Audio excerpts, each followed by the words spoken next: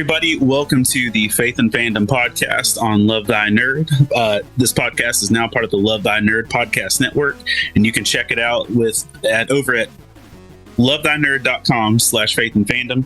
There's also lots of other cool podcasts on your network, but we're excited to be here today. I'm Hector Cutright, and I have with me the one and the only Richard Cutright, the original Kid Cudi.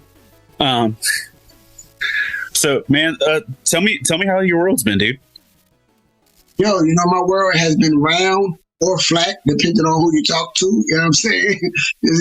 But yeah, man, it's been good. Just wife good, family good, food good, God good. Well, let's reverse that order in the opposite order: God good, food good, wife good, family good. Yeah, you know what I'm saying. But it's just all good, man. Just music.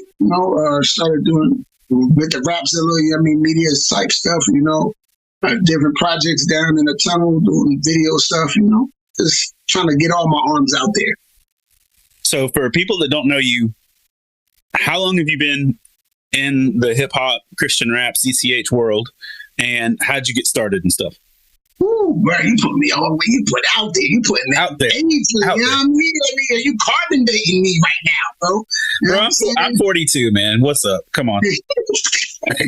Yeah, right. So recently, I started doing Christian hip hop probably around 2007, 2008, along with my brother Glasses and B Means. We actually, I was just trying to do the secular hip hop journey, and I really felt convicted because I know that our talents and our gifts are God given.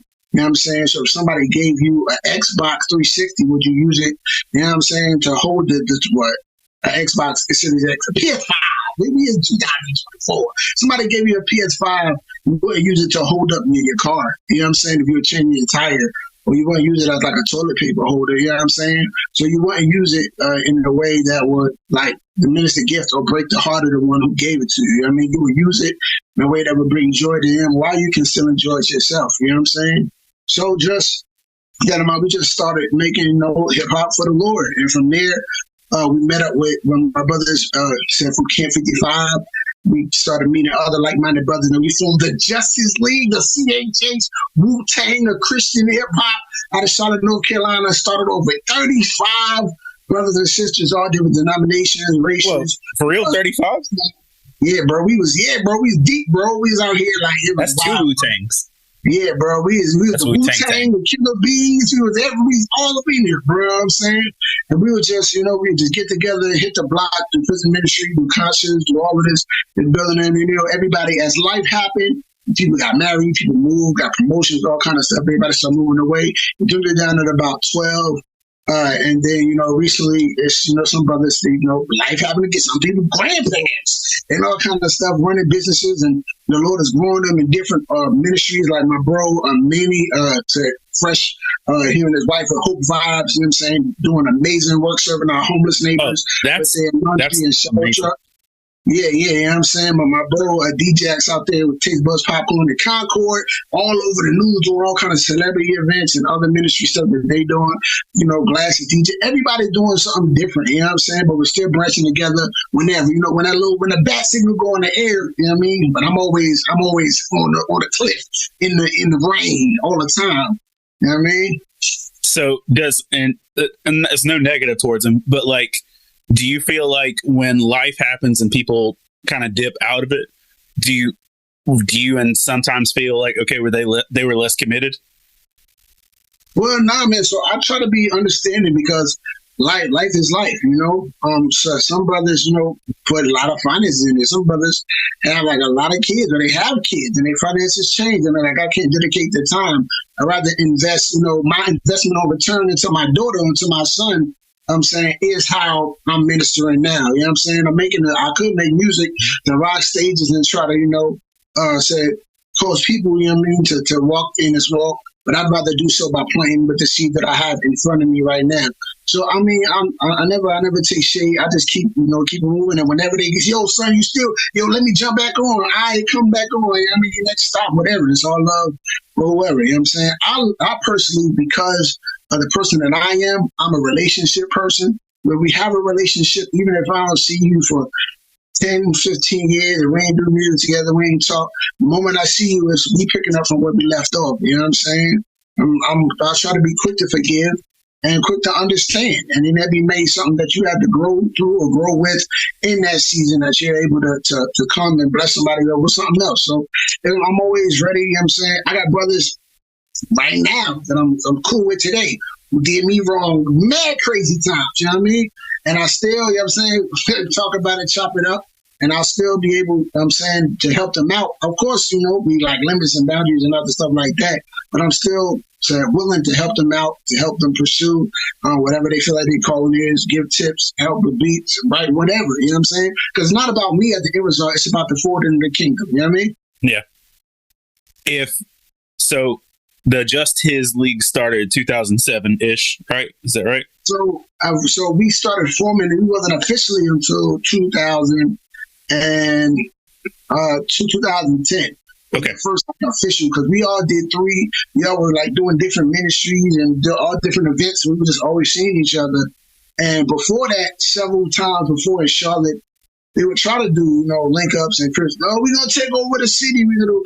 And our heart wasn't to take over the city. Our heart was like, yo, you know, let's grow together. Let's grow this thing. Let's be the church for the church. You know what I mean? It's different races, different denominations, different genders. I mean, out here, just, you know, men and women of God, just rocking their thing, being themselves authentically, you know what I mean? Understanding one another, you know what I'm saying? So you sprinkle, you dip, you speak in tongues, you quiet, whatever. Let's go ahead and get in there for the Lord. You know what I mean? At the end of the day, and that's it. You know what I'm saying? So that's where it was, man, bro.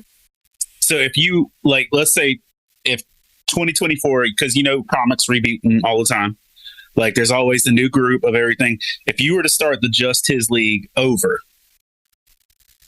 from scratch, just you being Batman or whoever, like if you were to start from scratch today. I'm just damn, how dare you? I'm just damn, how dare you? Apologies. If you were to start the Just His League today with younger, older, whoever, sky's the limit, who would you want in? The same brothers I got right now. That's what. The same brothers I got right now, man. You know what I'm saying? Because so in the scene, what I see in the scene as it's grown, you know, it's really become about the platform for us. Like, so we were doing this thing for free for like mad long because it wasn't about actually making money from it. It's really just about the mission and the ministry. And if people made money, that was cool. You know what I'm saying? But we really were truly it's about the mission, man. You know, the gospel is freely given. You know what I'm saying? So we freely gave it. You know what I'm saying?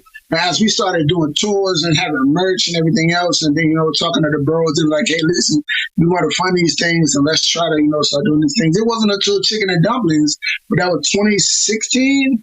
Yes. You know what I'm saying? That we actually started. That was our first album that we charged for. And that was me and the bro Ike. Because we spent mad money on that joint. That's still on my top. Like that one had some bangers. Everybody, like you, within what you talked about within the Just His League has a different style, you know, flow and everything else. You personally, if you were to say that you had somebody that your style was similar to, out of all of hip hop, is there anybody that you would say has a similar flow, similar tone to what you put out?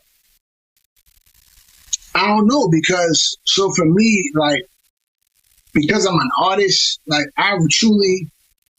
Okay, so I struggle with putting music out because I'm very adaptable. I write with what I feel. So sometimes I may feel a crazy record and I'm spazzing out, sound like bone crushing, and sometimes I'm more here with the double time, like Andy Mineo Twister type way, you know what I mean? Kendrick Lamar type of flow. Sometimes I'm super introspective, you know what I'm saying? Sometimes I'm deep, sometimes I'm just expressing and spilling out my heart, like all in my head. You know what I mean? That joint was me writing about the time in 2020, man, when I was having thoughts of suicide.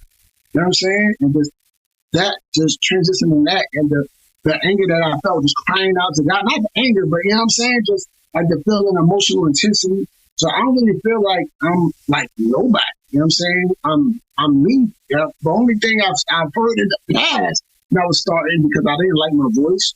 I would rap a lot, like hard, like Bone Crusher. Like, it's Christian Bone Crusher right there. I was like, what, never scared?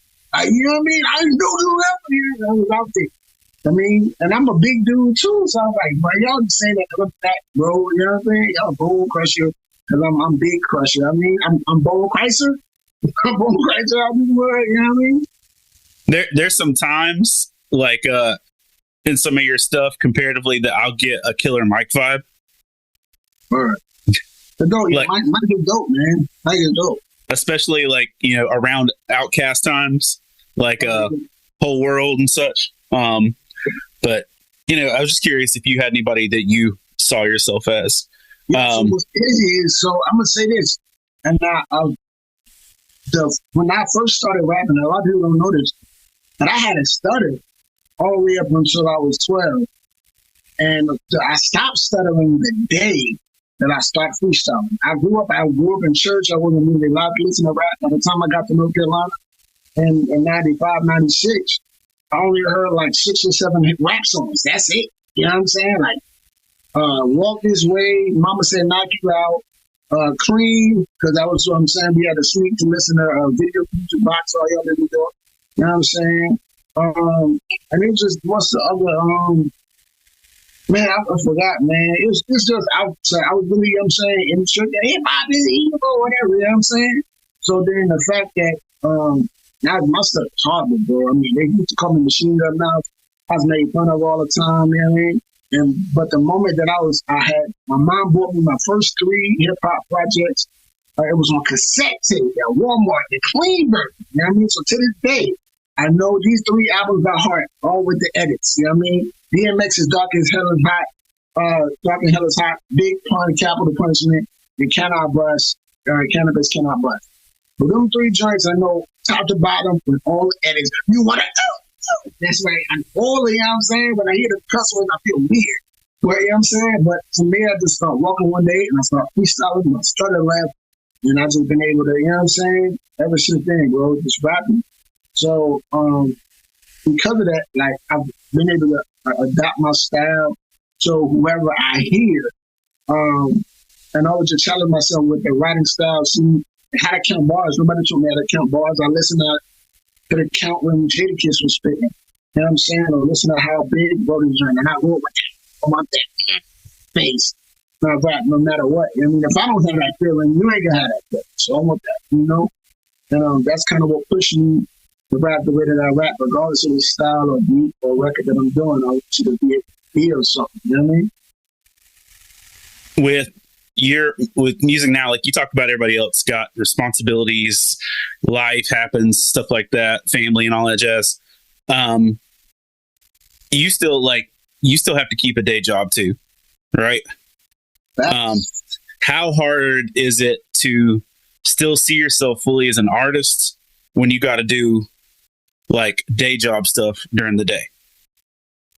I mean, so for me, thank God, you know, I work from home, and my wife is a nurse, so she work at night. So it's like, soon as the night go down, it's like, you know how back in the day when Gargoyle used to come on, they boy to break out the stone, soon as the wife beat, the sun go down, sun go up. You know what I mean? So, but most time, yeah, that's what it is. For me, it's about the drive to do so. So writing is easy, bro. I can write a song about anything, anytime, whatever. But because, like I said, my struggles with my voice and finding my voice, and really, like when I first write a song, if I don't record it right then, it'll take 2-3 hours for me to refine the energy and refine the reflection that I like and all that stuff to record. So sometimes the thing that takes long for me to make music is the fact that I'm trying to find the energy when I first wrote the record, and I write a lot of records. You know what I mean? I got a lot of stuff, you know what I mean? And if we balance, like, what do I release? What do they want to hear from me? What should I release? And then the longevity of trying to, you know, record it. That's the battle right here. If, like, do you still have any goals of, like, you know, I know this wasn't ever about money, and this wasn't ever about, you know, a platform of finances or anything like that, but do you have any like tier or financial goals for this as a ministry that provides for you or anything, or are you just so I just dropped a project called Trophy Season. It's strictly like sync It's clean, it's energetic, it's super hype, it's super lyrical. It's all record for sync placements, for TV placements, saying for video game stuff. I already got a song right now on the other AW video game Fights Forever locked in there. That song back there with my man Equip. Shout to Equip. You know what I'm saying? And also, shout to my man Brisson. We did the theme song for Serena D, who back off of injury list on AW. So every day she come out, every Saturday, that's my music coming out on the theme. You know what I'm saying? So getting royalties from that and things of that nature. Gonna make things that can help make passive income while still promoting the music and still being able to make the other music that I make. You know what I'm saying? Some just only focus on the sync licensing because that's something that's really grand. Like, the man that's going that joint for real is my guy Omega Sparks. Salute to the big bold Omega Sparks, man. He's writing 100 sync placement records for this year. That's his goal. I think he had like 30 or 40 last year, picked up by the NFL and all this other stuff. You know what I'm saying? And he's super duper dope nerdcore rapper too. And it's just that's kind of one of my roles to kind of get into that space. But to be honest, that's gonna take me being selfish with my time and a lot of it, man, because I'm so like relationship oriented and I really enjoy doing things with people. You know what I'm saying? And helping elevate others. Sometimes it's hard. Like right now, I just dropped an album. I'm trying to do videos for it, trying to push it. But at the same time, me and my bro B-Mean and my bro Glasses, we working on our first group project as Third Cousin, which is the old to little brother. You know what I mean? One of our favorite hip hop groups. That journey is super crazy. And that's coming out in March. You know what I'm saying? March 15th, the date we aiming for. So just trying to balance releasing this project that I'm pushing now, working on getting the mixes and the recordings and everything, organizing their schedules with mine and doing all this other stuff. For that, coming up with video planning, trying to push my joints to stations. And it's a whole bunch. I'm trying to find that balance. And if I was to really do what's needed to do, I would have to be selfish. And I'd have to be okay with being selfish. You know what I'm saying? Because it's not like I'm being selfish and I'm cutting people off. I'm the type of person where if I'm being raised, I'm trying to take as many people as possible, trying to get as many opportunities as possible to whoever that I know or I can, because I see the value in you. I've always saw the value. I mean, even you, actually, you know what I'm saying?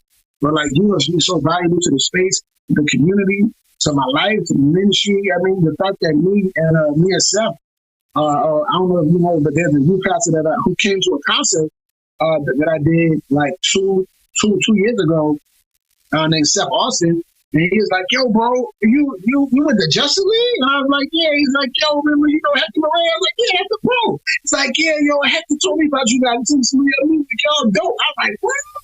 Then 2 years later, Seth is now the youth pastor at that same church. You know what I'm saying? So I see him every week. I'm kind of helping him with the music stuff and all of that. But you poured into him and introduced him. I mean, and to the squad and music and all of that. And you even helped to do that. You know what I'm saying? So.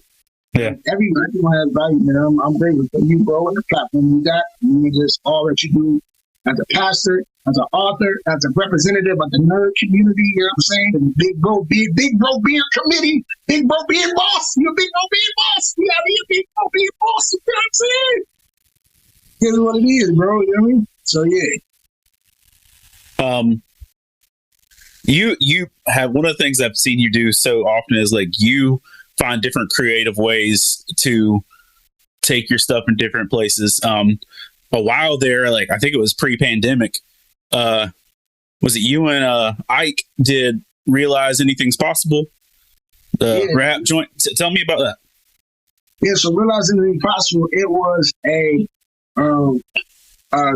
craft education-based rap assembly that was built off the two of the I Can Do All Things Through Christ who strengthened me.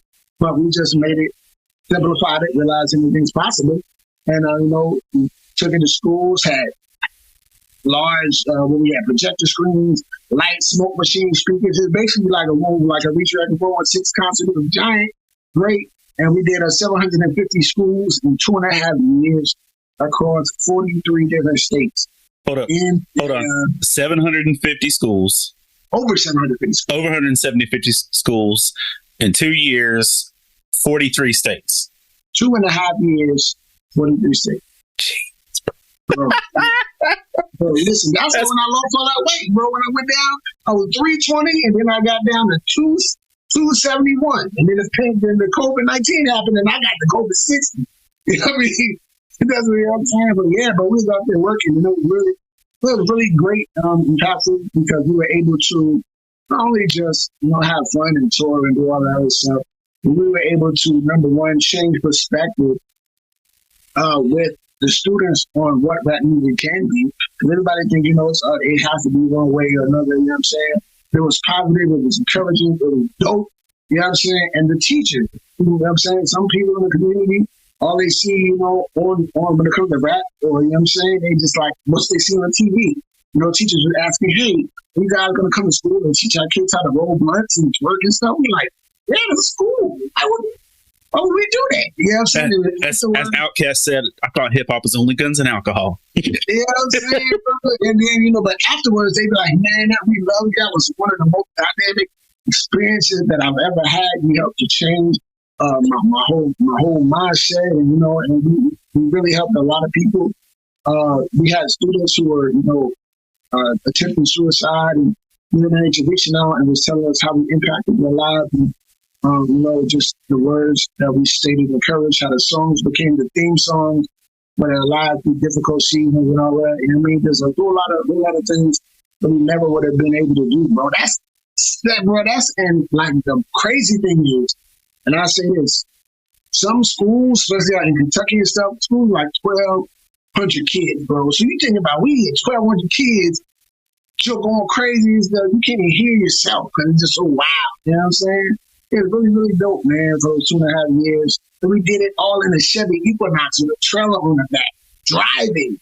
We drove from coast to coast twice, or 2.5 times because the pandemic got to But yeah, bro, that's wild. So the pandemic shut it down. Is it ever going to be revisited?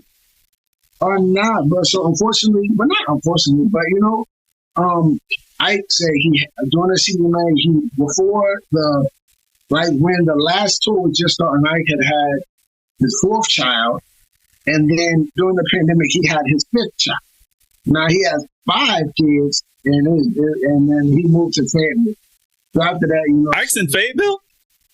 Yeah, so when he wasn't in Fayetteville, he moved to Fayetteville for a while, then he moved back to Charlotte, and he's in the Charlotte, Huntsville area somewhere. Okay. I don't know. We never really talked since he left out. Dang, man. I was about to say, if that man's in Fayetteville, and I'm kind of sad. All right. Word. And then you did that. I thought that was a brilliant creative thing, doing that with Realize Anything Possible. And then you also did the Shazam record, Marvel Us. And I mean, the presentation of it, the imagery was dope on the cover. And I personally believe this is gold. I ain't never said this out loud. You need to hear this. The reason Black Adam and Shazam 2 didn't do well in the box office is because they didn't use your album. You better preach. Right. It's because they didn't use your album because, bro, you handed it to them on a silver platter. You're like, listen, I made the whole soundtrack for y'all. Yo, I even had an opportunity to rap in front of the bro who played Shazam. You went so hard that you did a fan experience in a full costume. Full costume. My man had his own custom Shazam costume. Got screen time, 10 minutes of screen time with Zachary Levi, and performed for him and had a conversation with him. And I'm like, I was tagging him and The Rock on Twitter. I was popping on Instagram. I was like, listen, my man's got a soundtrack for you. And I'm gonna tell you this: your album was better than Black Adam. Like, if you gave me the choice between watching Black Adam or just listening to that album for the 80th time, I would choose that album, bro. And I mean, I don't know what they were doing, bro, with the Black Adam. You know what I'm saying? And that was dope because even with the Zachary Levi joint, so it was a 3-minute experience. And just it turned into 10 minutes. And he's like, he loved it. He loved it. He loved everything about it. People were coming from behind the camera to come watch. Like, what video? Look at this. You know what I'm saying? It was real dope. You know what I'm saying? Real dope, man. And I still love, Shazam, OG Captain Marvel. You know what I mean? He's forever going to be OG Captain Marvel. You know what I mean? I still love Shazam. You know what I mean? But yeah, that Black Adam. Yeah, you see, that's the reason why I'm gonna say pride come before the fall. I believe the DCEU could have survived if Black Adam would have been in Shazam too, and they just could have did it. They got, you know what I mean? And if you didn't notice, like in the original release dates, Shazam 2 was supposed to come before Black Adam, and then they swapped it. Listen, all they had to do was have Black Adam show up and be part of the conflict, and both movies would have done better. And Zachary Levi blames Dwayne Johnson for that and some other stuff. But realistically, man, like I feel like your Marvel Us album is one of the most creative nerdcore gospel-based albums I've heard. And it's not just because you let me be on it for 30 seconds, but like, seriously, I think that's such a quality project. And, you know, I think they missed an opportunity with it, but like you just made some creative stuff. So on that note, which y'all, by the way, check out the Marvel Us album. Check out all these Chicken and Dumplings, Marvel Us, all these projects, trophy season. Will be out by the time the track come out here. Yeah. So check everything out. But, so this, not that you're going to have to work this hard to make it happen, but if there was any other nerd property or movie, video game, anything, if there was any other property that you were going to do a full theme album for, what would it be?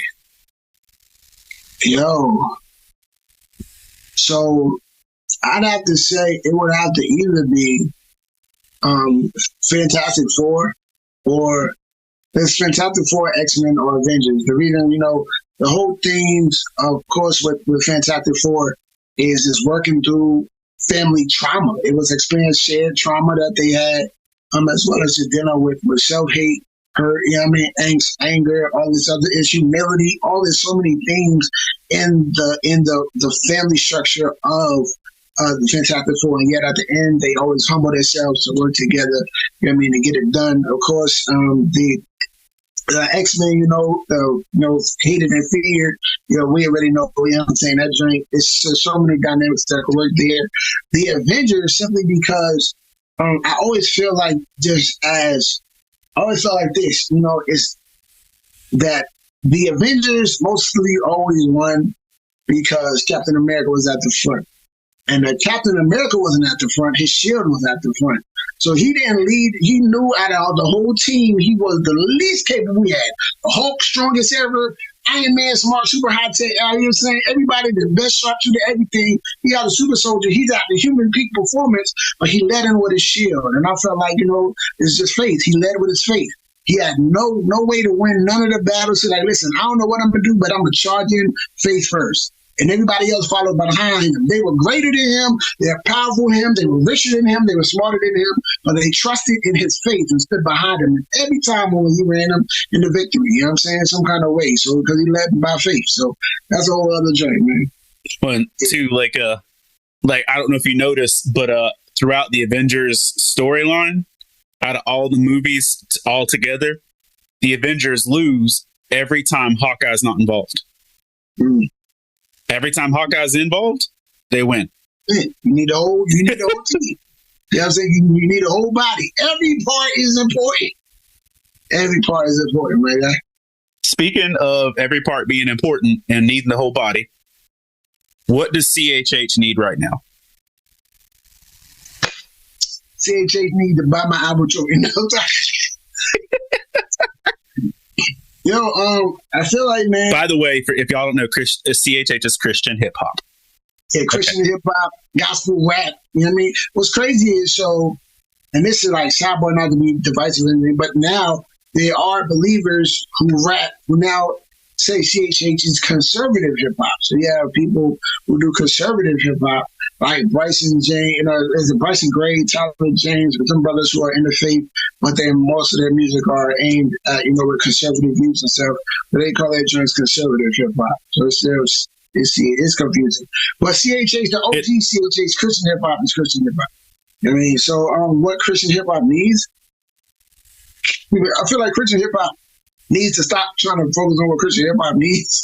It just, you know what I'm saying, like run your race. You know what I'm saying? So every Monday on Rapzilla's IG, if you know about it, Rapzilla is the #1 Christian hip hop website in the world. You know what I'm saying? Every Monday at 9 p.m., I do a show called Making the Cut, where rappers, they're sending in their music and sending their songs, rappers, singers, you know, and I'm kind of critiquing it and say, okay, this is dope, send it to the site. You know, this you need some work. You know what I mean? Try to advise them and, you know, to go hit up for some help. But the important part is, I always say this, man, regardless of whichever side of the decision you're in, man, it's the music, it's for the kingdom, man. Somebody that's going to be edified by it. If it's not get to be played on Rapzilla, but you happen to give it to somebody out on the street, or you happen to give it to somebody at work, you know what I'm saying, that may listen to it like, bro, listen, I gave a brother a CD before I left my job in 2014 to try to go on tour and do some stuff. To this day, the brother hit me up and said, bro, I still listen to that CD. It's 10 years later. He still listens to that CD. He said, bro, every Sunday. I said I had to burn another copy because I scratched the original up, bro. But every Sunday, I'm listening to that CD. My question was, why didn't you put it on MP3 so you don't scratch it up? You know what I'm saying? Blah, blah. But it's just, you know, you never know the mark that you're leaving. So I think that CHH needs to run their own race, man. Every part of their body is needed. If everybody, if the whole Justice League, the JLA was all Supermans, you just run up there with kryptonite bullets and shoot everybody. You know what I'm saying? That'd be it. You know, all Batmans, you just throw a mountain on them. Maybe, you know what I'm saying? Everybody is needed. Everybody has a part to play. Respect their part. You know what I mean? If it may not be for you, it may not be what you like. But, man, as long as it's pure heart, man, and the Lord like it, that's all that matters. You got $1,000 production, live streaming, millions of Spotify views, and it'd be full of pride.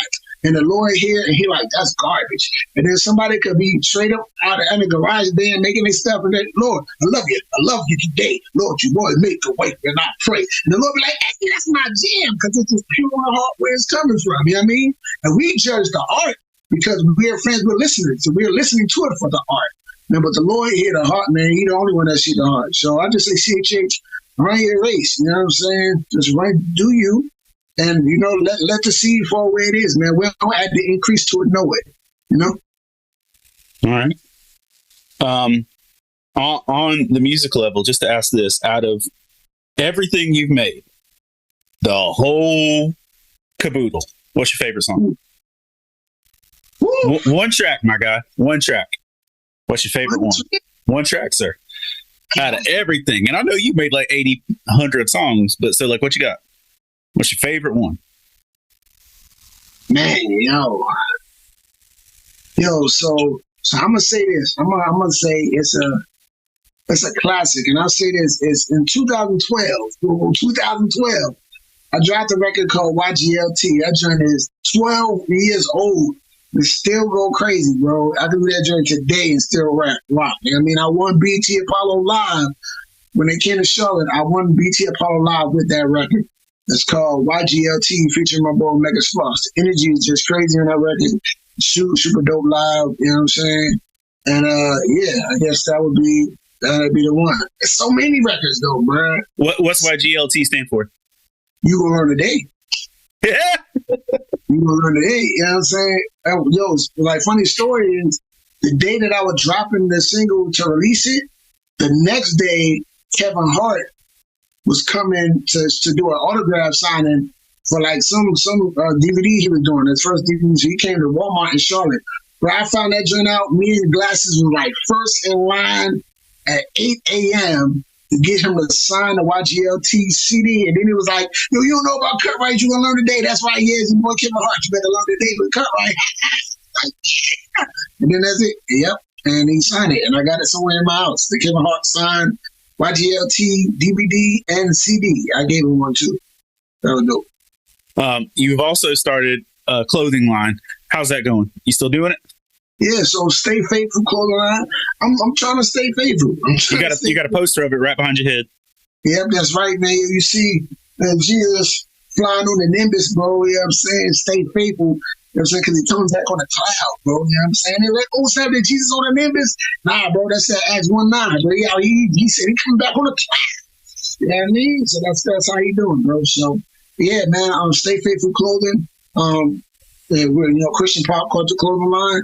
So I actually, man, it's live, but I got to do more with it, bro, honestly, because I get orders. I'd be surprised when I get orders. I don't really push it a whole lot because I've been doing so much other stuff all the time. And I feel like I just need like two heads. I need to schedule stuff better. You know what I'm saying? Like right now, I'm doing editing for videos at my church.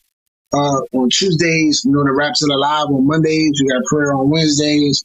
Thursday and Fridays, I'm always doing like editing for music and recording and everything else. Saturday, my wife is a nurse, so she works at night.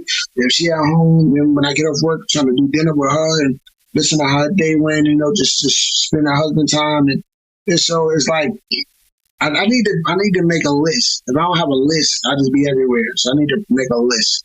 I'm good at knocking stuff off on a list, but if it ain't on the list, then they just be like, yo, it'll be all over the place. I have all my books are on Amazon, but I have a store like with Square, and like I legit never push it. Like unless I got some special sticker or something, I don't push it. And I literally be like, if I get an order, I'm like, no, I gotta fulfill this thing. And it's like, I don't know the last time I updated it. I probably don't got the shirt they ordered. Like, and I'm for like I've been carrying the same shirts, or I've been carrying like 2 or 3 of the same shirts for a decade. Like, and like there's a Doctor Who shirt, a Batman shirt that I've been carrying since 2014. And I just redid the Batman shirt, and like I'm legit about to stop doing shirts in general because I don't feel like dealing with it anymore. And because it's heavy, it's inventory, it's all that jazz. But like realistically, it's hard to do the parts of your art, your ministry, your work that you don't care about. Like when there's other stuff going on, and it's just like you make some dope designs and you create some dope stuff, but if that ain't your industry that you're focused on, it's really hard to actually. Bro, like, and the thing is, it be wild because like you look at, there's so many people who be like, yeah, listen, this is my t-shirt brand. This be like, Jesus love Jello, and then they got like sell mad goods and there's be plain letters that say Jesus love Jello, and they be like, yo, that's right, because when life is shaking, Jesus, you know what I'm saying? And they be like, yo, and that be the shirt, and they sell like 1,000 a month. You know what I'm saying? And I'm like, okay, well, let me try to go. I'm a Christian nerd. Let me try to market to the nerds, and what's going on this, that, and the other. And I've sold this last year. I sold 4 shirts. I sold 4 shirts. You know what I'm saying? I was like, word. And then the crazy thing, I'm doing Shopify. So because I'm doing Shopify, I'm paying them $30 a month to sell 4 shirts. You know what I'm saying? So, I mean, but the thing is, that's on me because I'm not maximizing the time that I had to push and make ads for the shirts or sending them out or doing stuff like that. I feel like, and I'm going to be all the way 100. I'm going to be all the way honest here.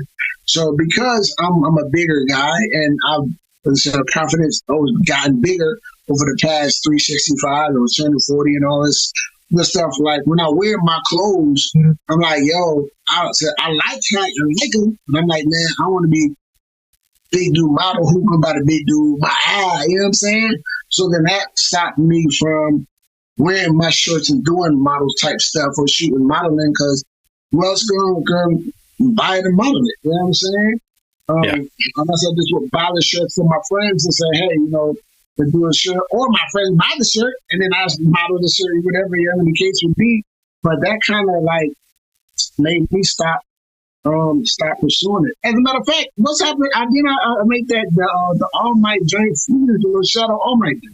Nice. Yeah. You know what I'm saying? You did too, and I've never used it just because I got tired of making shirts. Yeah, bro. And then so I think the thing was for me was I planned on every year. I planned on making a Stay Faithful album to relaunch. And the thing is, I got too many ideas for the shirts. And there's people that say, like, for instance, I'm gonna say this, I'm gonna put this out there, and they never happen. right? So I had a Father's Day shirt, but it was gonna be like I was gonna get an artist to draw like Father's Day, but it was gonna be like it was gonna have Carl Winslow like RoboCop. It was gonna have Philip Banks and Judge Dredd. It was gonna have Bob Saget and Superman. You know what I'm saying? It was gonna have Pops from the Veins and Blade. And it was like, I was gonna release an individual character on the shirt, and then release one group joint and call like Father's Day. Like, so it was gonna be like really dope. And then I was like, yo, this is a really dope idea, but it's random. I like it. People may like it, but will they like it enough to invest? So me investing in the artist to draw this and potentially may not go nowhere is like, blah, you know what I'm saying? So it's like having all these ideas or phrases or terminology or designs. I got some of the stuff that I designed. There's like when you put too much out there, what I've learned from the shirt vendors and people online is like, listen, they do one thing for a long time and you grow that one thing. Fubu just had the FB. And then they did the spelling. You know what I'm saying? Reebok had that. And Nike just had the check in different colors and all of that stuff. So all these big brands, even what's a joint called Worship, which is WRSHP, whatever, they joint. That's on that hat. And it'll be just the simple thing, simple brand, and they keep that going in different colors and different, and it's sell. My problem is because I'm a creative, I'm always creating. So I'm like, that one thing, okay, it's a week, it's over, let's do something else. Let's put something else out. Let me throw at you too, man, because especially I really like what you've done with your designs and stuff. I know that like you have to hire art sometimes and everything. One thing that might be a good way to test the waters or to at least get more stuff out there is for whatever design you're doing for shirts, order stickers instead. Because what happens is Instagram really pops when people show the sticker design. And then you just say, this one's available for these dates. People see an exclusive to it and they jump on it. But like half the time I'll see something cute on Instagram and just think it's a picture. Oh, it's a sticker. And like I've had certain stickers that'll just sell out because I started doing a lot more stickers over the last few years. And like that becomes one of my biggest things. It's like because listen, shirts are expensive. And when you make good quality shirts, they're really expensive. Because your stuff's always dope, like in terms of quality, but like most people for starting out with an artist are less likely to invest $30-$40 in a fresh shirt. But if you got stickers that are $3 or 2 for $5, they're like, oh, that's a bargain. And if you only pay 25 cents for that sticker, that's money. You'll make more profit selling stickers and small, because listen, if you had Jesus on a Nimbus sticker, bro, listen, I was just saying that. Listen, bro, I just need to do the post up at the Comic-Con. Let me know.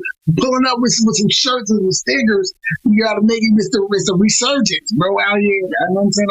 I just really just gotta get out there. And it's a lot of my time be ate up so much because I don't plan. And plus, outside of just the music stuff, now, like serving the church and your wife on a double date, and my mom visited her parents, and so much stuff. You know what I'm saying? Yeah. That's what Paul said. It's better to be single. I wish that you were single like me. You could just go to the movies at 9:00 by yourself. Nobody be asking where you at. I'm just watching Aquaman, and they wish I wasn't watching Aquaman. I wish I wasn't watching Aquaman. I think Aquaman too bad, bro. It was. So. Just ask this, and I'm not asking you to throw shade on anybody. I'm just asking for your musical opinion. Yeah. Okay. 2 things. Let's go secular and let's go hip hop and Christian hip hop. Okay. Who's the most underrated artist in CHH and the most underrated artist in regular hip hop? So the most underrated artist in CHH is me. You know what I'm saying? Who else you gonna think I was gonna say? Me? Nah. Nah, bro. I mean, there's so many to pick from, man, my bro. We're not only just on one team, my bro. Shows, my dude, names. It's crazy. There's a lot of people who are starting to get like green light, like my bro C4 Cortana. He has the whole gritty CHH movement. That's like some of the hardcore type of music we grew up on that. He does that. He has a super gravity voice. He sounds like he swallowed dynamite and rap. You know what I mean? I'm gonna go with Mr. Rel. He has his own joint. He's really super witty. There's a lot of cats that are starting to come up who were kind of undergroundish, but they're starting because they found their tribe. And so, starting to grow and develop. And as far as cats that are unknown, I tell you what, there's a brother named Q. You need to try to invite Q on. It's QEW. He makes rhymes about a common writer. You know what I'm saying? And Pokemon, his whole album, I think his album he got out right now, he had a video that's about to drop. It's about being a Pokemon trainer. I think it's super dope, bro. Like Q, and his voice is so unique. His style of rapping is so unique. Q is one that's super phenomenal, bro. You know what I'm saying? We're plugged into, and he really dope out. And plus, he's really humble, man. He's really humble, really great guy. And he's a big nerd. So, you know what I mean? That's it, bro. Mass writer. Like, no, it's not mass writer. It's common writer. I was like, oh, I'm sorry, bro. I didn't know. I wasn't watching the subtitles. I was over here in America watching a bug man ride a motorcycle in a Power Ranger outfit. It's not Power Ranger. I'm sorry. You know what I'm saying? So Q is real dope. As far as regular hip hop, what I'm gonna say is we're gonna upset a lot of people. I don't care. It's my opinion. Joe Budden, that's it.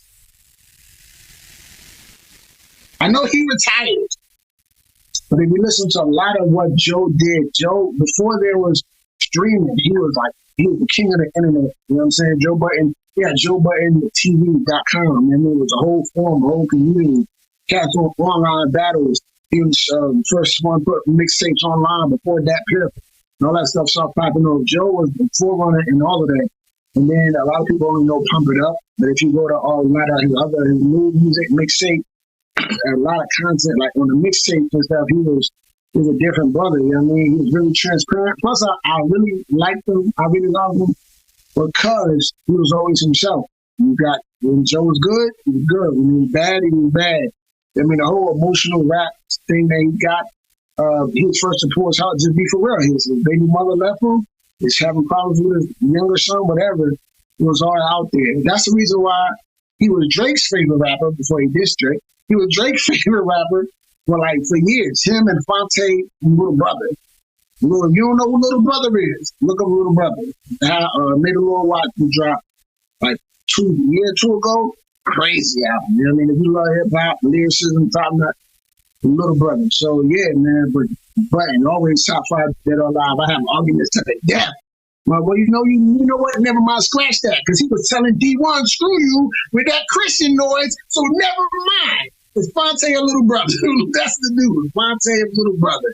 The secular music. Talib Kweli. Who we gonna go? We everybody. All right. Now you can tread as light as you want with this. I'm gonna ask you to throw shade. Who's the most overrated in both categories? I would say so for CHH. I want to say overrated. I'll say that it's not for me, or a style that I had to grow to understand. Well, because everything ain't for you, like I said. So it took me. Should I say this? I'm listening to Single to the Heart. Yeah, so I'm gonna tell you this. For a while, I had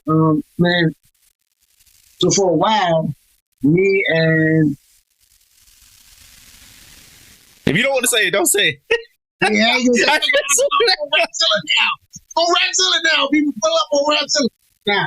But yeah, man, it's just certain, and CHH is certain people with styles, style-wise, is what for me. Or so I'm gonna be honest, because I'm a rapper, like I love lyricism, bars, double entendre, super rhyme scheme, just the syntax, all of that. I love it all. You know what I'm saying? So when I hear somebody and they're just really sloppy with the rhymes, or they just not rhyming at all, they're not like. A lot of the style today is that they're not rhyming. They don't rhyme on purpose. Or the auto-tune is out of tune on purpose, and that's the style. It drives me nuts. You know what I'm saying? It drives me nuts. But it ain't for me. It's for the younger people, I guess. For others, I guess it is. You know what I'm saying? Because it's them making it for their peers. So, yeah, that. But as far as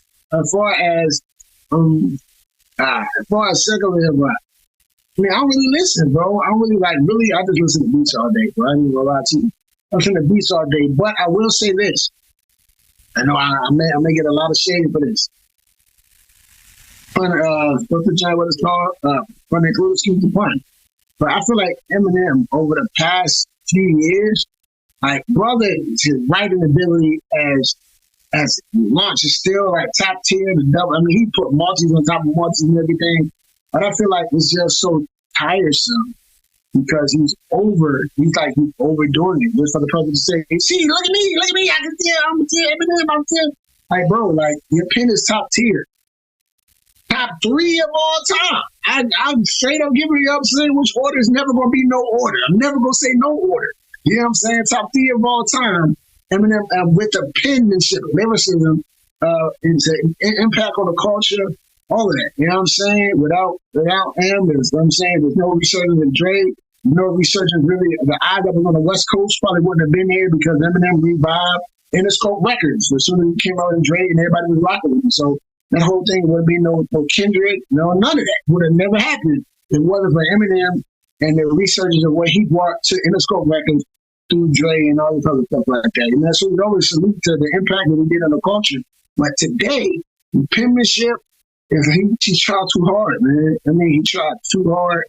There don't need to be too hard. You don't have to prove nothing. You just went quadruple, platinum, triple. I mean, you went Sicilian. They didn't even know no medal. You went a culture. You know what I mean? You pizza dough. He's vibranium. Yeah, right? You know what I'm saying?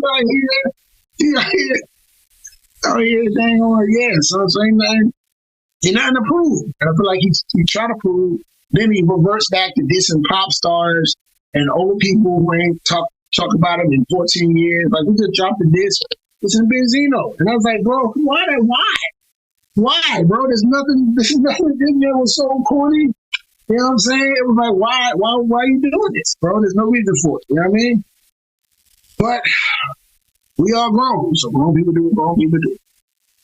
Last question, and this is it. We'll be bouncing. What did you feel about Andre 3000's statement about like what's a 40-year-old going to rap about? You know, like how'd you feel about that? So I feel like I just turned 40, bro. So I'm new to the game. You know what I'm saying? But the thing is, there's a lot that 40-year-olds rap about. Getting out the bed, your back hurt. You know what I'm saying? You got a prostate check. Oh, there's a lot of stuff to rap about. You know what I mean? But just life in general. I feel like that Andre was speaking about him because he don't do nothing. He's a millionaire. He don't have no struggles to rap about. He don't have nothing. He just artistically, creatively. I went to the Bahamas and I played flute with a tiger tail. You know what I'm saying, bro? You doing nothing. So you have nothing to rap about at 40 because you do nothing at 40. I feel like there's so many people out there in the everyday struggle who still got so much to. That's why Nas is out there. Nas is in the business world. Nas is still in the community. Nas is still in the culture. Nas is in his 50s. And he won a Grammy like last year for the project. He putting out 2 projects a year. He's rapping about what's going on in the community. Still rapping about, you know what I'm saying, all this stuff. Rapping about himself, his business ventures, African history, different, all kind of stuff. So there's stuff to rap about at 40, at 50. At 60, I don't know at 60, but we got some TikTok. You know them 2 guys from Britain, you know what I'm saying? They kill them, bro. I'm like, who they ghostwriters? If they writing that joint, that joint fire. Their grandsons putting them on. You know what I mean? Their grandsons putting them on. So I feel like that you're never too old to create art. You know what I'm saying? Now, if you're out there trying to rap like how Remy on, talking about I'm still shooting people and robbing people, you 50, you 45, 50, y'all roll up with the strap, right? Still doing drive-bys and chill out. That's the same thing with Eminem, the same argument, bro. You still dissing your mom, bro. I thought y'all healed that. What's going on, bro? Get therapy, 2024. Therapy. I think he's buried the beef with his mom. He's done an apology song. Yeah, man, but you know what I'm saying? But it's like, the growth. It's the growth. It must be growth. So what Andre 3000 basically said is, I haven't grown.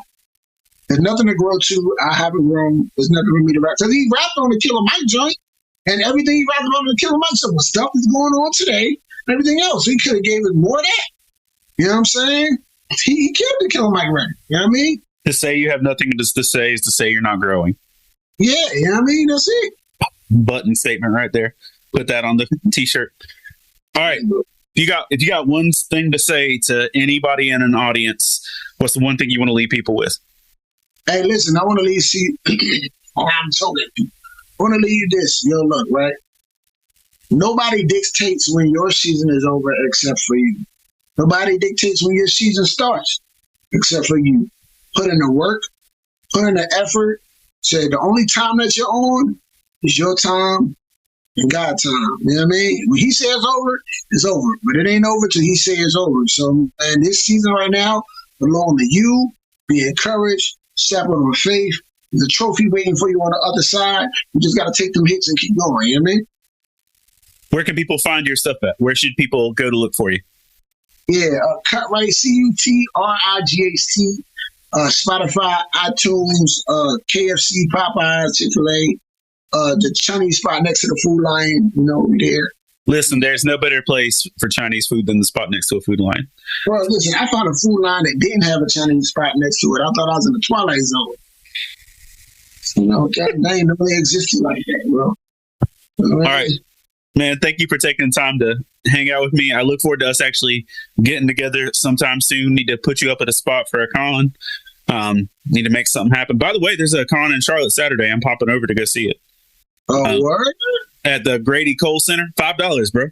Oh, man. Yo, that's right, man. $5 million, man. I might got to hit the wife up. Yo, last time I took her to a condo, there was a Harry Krishna in here. My wife thought she was doing the Avatar cosplay. And so she was like, you're the Avatar. He was like, no. Oh, bro. Yikes.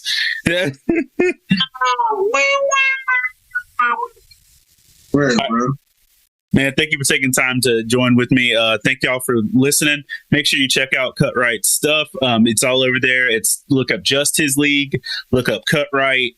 Look up Chicken and Dumplings. Look up Marvel Us. Just trophy season. Be on the lookout for Third Cousin, our single. Thankful is out right now. It's 3RD. CZN. It's not third season. It's Third Cousin. Single Thankful out. It's a real grown vibe. It's real dope. You know what I mean? And, just being thankful, bro. Look, I got a house during the pandemic and didn't even put $1,000 down, bro. What? I'm thankful, man. A little 2-story with a third of an acre. And what this joint is, 2,700 feet? Wow, whatever square footage on this 2-car garage. You know what I mean? Okay. Living. The Lord, he blessed me beyond blessed. You know what I mean? So I'm thankful, man. I'm thankful for brothers like you, bro. Out here, it's a big beard, bro, Boston. I'm a point it. I don't even know what I'm gonna get. It's gonna get tatted on my chest right there. Right there, right here. Yes, that's right there.